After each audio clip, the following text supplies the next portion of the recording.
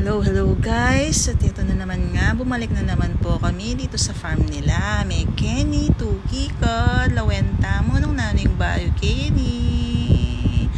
At ganun pa rin guys, tingnan nyo, napakasukal pa rin, hindi pa rin nalilinis ang paligid. Ayan. Nakagawa na yung kubo guys, kaso wala pa siyang bubong. Ito nga, pinagtripan ko itong mga manok na ito.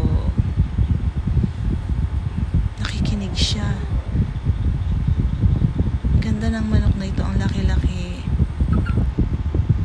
At ito nga, nagpe-prepare na kami ng aming lunch dito. Yan, mag-iihaw lang kami ng pork chop at tilapia para sa aming lunch. Mga damo, manyaman, kabalen. Nagsaing na rin po ako.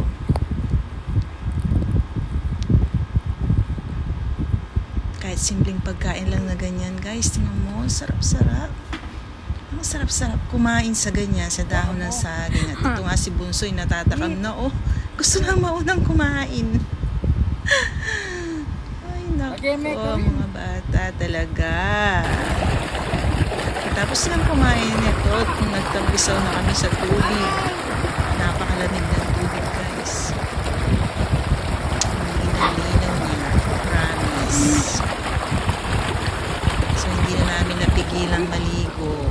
Yan yung dalawa, naghaharutan pa sila.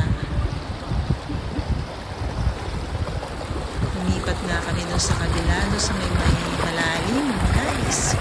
So nakakatakot siya,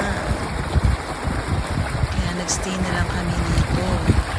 Medyo mababaw, ganda rin naman, maalon. Dito guys, dito yung medyo malalim. Yun, may mga naliligo dun. Talagang nagpasta ko siya, malalim siya guys. Anyway, nakagora naman ang mama bear nyo. Salamat!